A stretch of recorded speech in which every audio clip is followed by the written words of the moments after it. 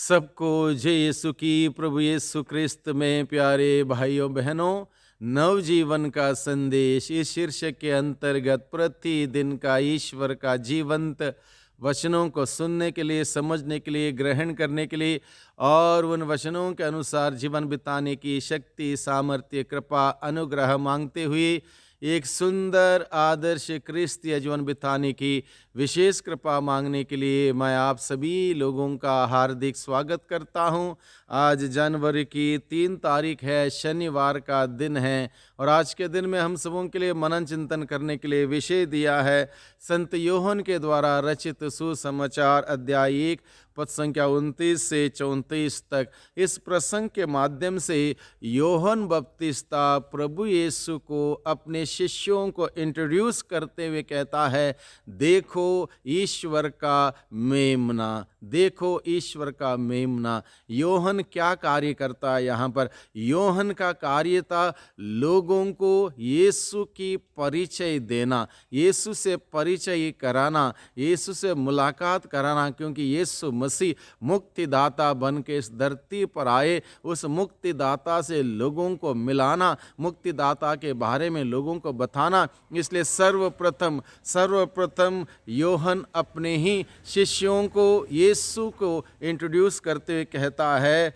दूसरे दिन योहन ने ईसा को अपनी ओर आते देखा और कहा, देखो ईश्वर का मेमना। ये बात योहन अपने शिष्यों को कहता है, अपने शिष्यों को योहन तक सीमित रहने के लिए नहीं, योहन के द्वारा फिर यीशु तक आगे बढ़ने के लिए योहन यीशु का परिचय अपने शिष्यों से कराता और कहता है, देखो ईश्वर का मेमना। अगर योहन चाहता था कि वो अपने शिष्यों को अपने पास ही रखता, लेकिन वो चाहता था कि अपने शिष्य, उनके पास आने जाने वाले सारे लोग यीशु के पास जाएं, यीशु में बढ़ें, यीशु में जिएं और यीशु के मूल्य सिद्धांतों को अपनाते उसके अनुसार व्यवहार करें। उसका मकसद ये था, इसलिए स्पष्ट रूप से वो कहता है, देखो ईश्वर का मेमना। ये संदेश योहन का केवल अपने शिष्यों तक सीमित नहीं था। जितने भी लोग योहन के पास आए उन सबों को उन्होंने यही संदेश दिया, देखो ईश्वर का मेमना। ईश्वर के मेमने को देखने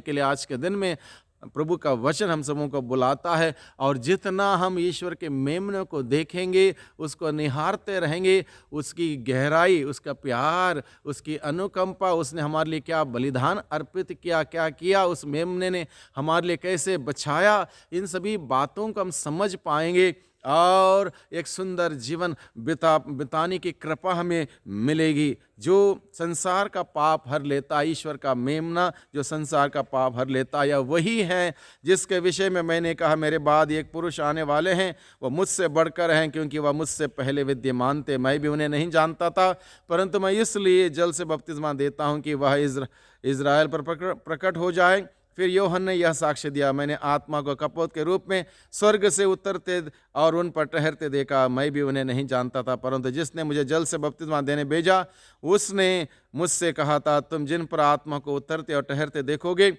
वही पवित्र आत्मा से बपतिस्मा देते हैं।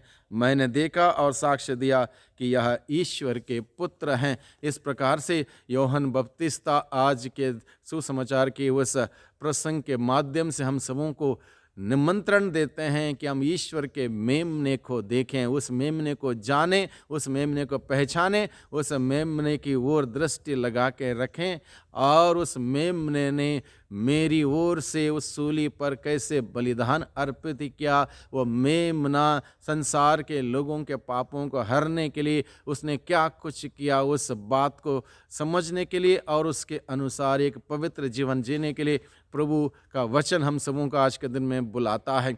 यानी कि हम सबों का भी कर्तव्य योहन बपतिस्ता के भांति हमारे अधीन जितने भी लोग हैं उन सबों को हमें ये बताना है, ईश्वर के मेमने को देखो, उस मेमने को जानो जिस मेमने ने हमारे पापों के लिए प्रायश्चित करते हुए सूली पर बलिदान अर्पित किया, उस मेमने को देखो। ये हमारा कर्तव्य है कि हम अपने अधीन जितने भी लोग हैं उनको बताएं, सिखाएं, समझाएं और यही मिशन कार्य है। इस मिशन कार्य को करने के लिए प्रभु का वचन आज के दिन में हमें बुलाता है, यूहन्ना बपतिस्ता के उदाहरण के द्वारा हमें बुलाता है कि हमारा कार्य है कि हम एक दूसरे को यीशु के पास लाएं, एक दूसरे को यीशु की ओर लेके चलें। हमारा जो भी कार्यकलाप है, हमारा जो भी मिशन कार्य है, हमारा जो भी हमारा दिन प्रतिदिन का दिनचर्या है, इन सब में हमारा एकमात्र लक्ष्य है हम यीशु की ओर बढ़ें, यीशु के पास लोगों को ले चलें और यीशु में जीने के लिए सिखाएं,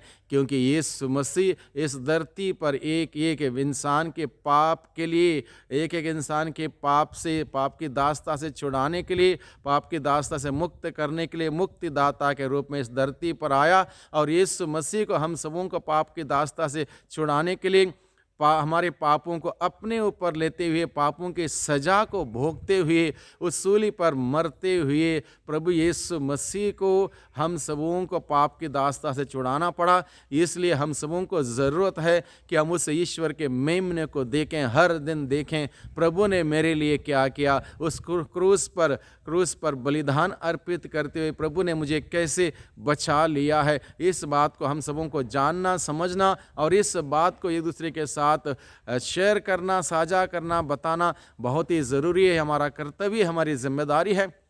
इसलिए हम एक दूसरे के साथ इस बात को साझा करें, लोगों को प्रभु के पास लाएं। जिस प्रकार से यूहन्ना बपतिस्ता ने अपने शिष्यों को यीशु के पास जाने दिया, हम भी यीशु के पास जाएं, अनुभव करें और लोगों को यीशु के पास ले चलें। इस प्रकार से लोग जान जाएं कि अपने मुक्तिदाता कौन है, प्रभु यीशु ने हमारे लिए क्या किया है, और प्रभु से प्यार करें, प्रभु का वचन सुने, उसके अनुसार चलने वाले हम सभी बन सकें। इसके लिए आज के दिन में प्रभु के वचन के अनुसार कार्य करने के लिए हम प्रयास करें, कोशिश करें। प्रभु की आशीष बरकत हम सबों को निरंतर मिलती रहेगी। सबको धन्यवाद, सबको जय यीशु की।